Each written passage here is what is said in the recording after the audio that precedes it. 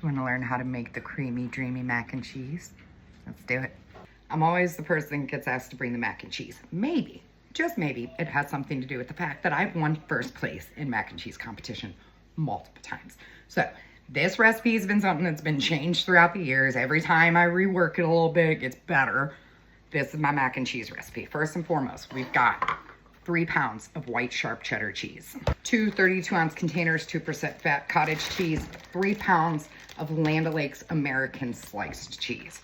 On the stove, I've got a big pot of boiling water with chicken bouillon in it, okay? That's how we're seasoning our newts, because we want to make sure we season the newts.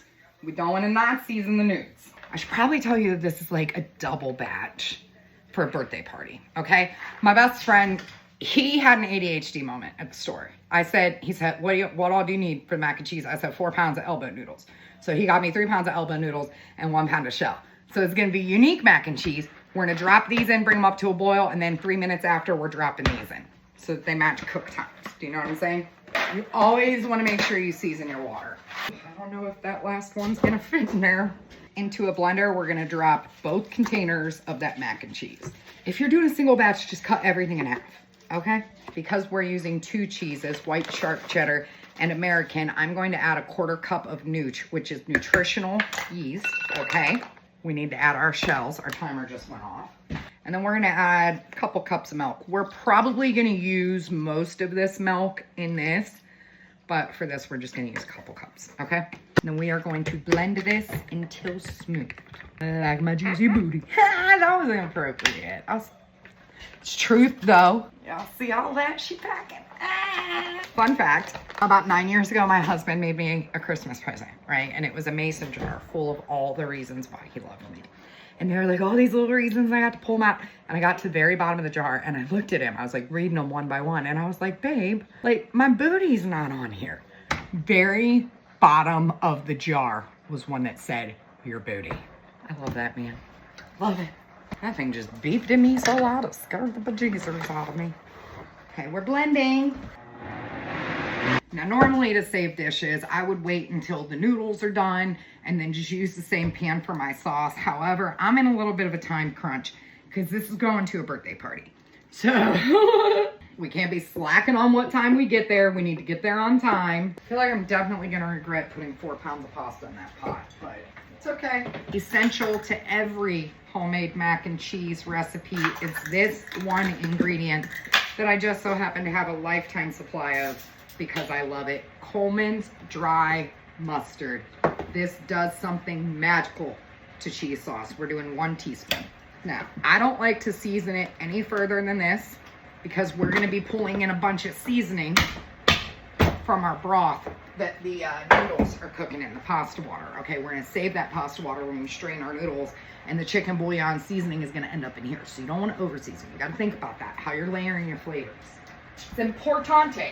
Yeah, I have some regrets about this pan and this amount of mac and cheese. Never doing that again.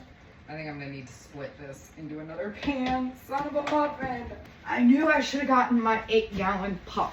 Our macaroni's done. I did end up having to split it into 2 pans because that one was not big enough. So what I'm gonna do here, I'm gonna take my macaroni and cheese. We're gonna strain it off, okay? We're also going to rinse these under cold water so that they don't glue together with starch. That's preferable that you do that. Here is our liquid gold. That is our goodness starchy sauce that cooked out of our noodles. Now, I should probably tell you one of my secrets to my noodles that I do. Whenever I boil noodles, especially for like mac and cheese or anything that I'm doing a sauce for, I put about half the amount of water in that the recipe calls for on the box, just so you know. Yeah, we're doing this whole ½ gallon of milk. And I'm gonna need to split the cheese sauce between 2 pans as well. That's what happens when you're making enough for a big ass party. We're gonna put these on medium-low heat. You do not wanna bring these up in temperature fast. You will scald it, you will ruin your mac and cheese, okay? How do you know that? I know it because it happened to me. It wasn't my fault. The knobs on the stove, like you would turn the stove on low and it would just shoot to high. And I burnt my mac and cheese sauce for a 100-person event, but I saved it.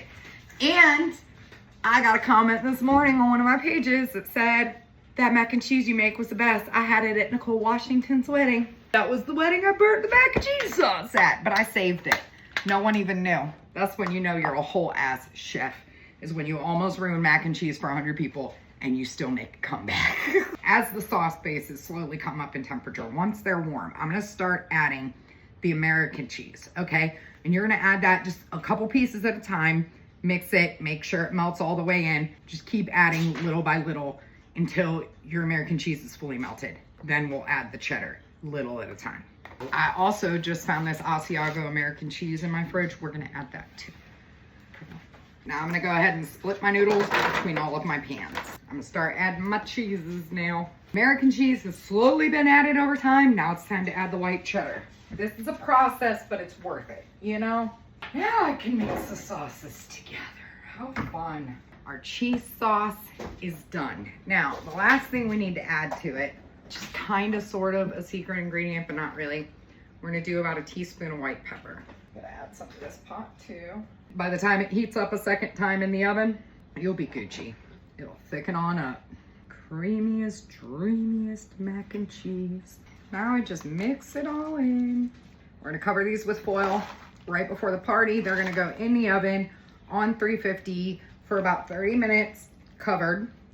And then we'll just set them in chafers as soon as we get there. And that's it. Look at that. Ooey gooey, dreamy, creamy mac and cheese, Susan. Yo. And you can, of course, put some cheese on top. I don't like to do that for catering events because then it makes it really hard to serve. When people are going through the buffet line and they're trying to like break apart dry ass cheese that has completely coagulated on the top of the mac and cheese, like, not worth it. Not worth it. Just skip the cheese on top, make sure it stays creamy, you know? That's just my opinion. Who am I but a magical fucking unicorn? That's who I am. I'm really particular about certain things, you know? If it's gonna be my name attached to something like this as magical as mac and cheese, it's gonna be done right. Oh yeah, I'm definitely pouring extra cheese sauce on these so they don't dry out. Yeah. Okay, now we're gonna give what's left on here a taste. Ready? 1, 2, 3, go. Hell yeah. Hell yeah. Some extra cheese sauce on top. Yup, just like that. Yeah, beautiful. What time is it, babe? Damn. Oh, damn. I gotta hurry. Turn this off. And I have officially destroyed my clean stove. Oh, shit. Come on, Susan. Ow, ow, ow, ow. Extra cheese sauce to get packed. Okay, that's it for the mac and cheese. We gotta get packed up. We gotta go to the birthday party. Make this recipe. I promise you, everyone will love it. Okay, love you. Bye.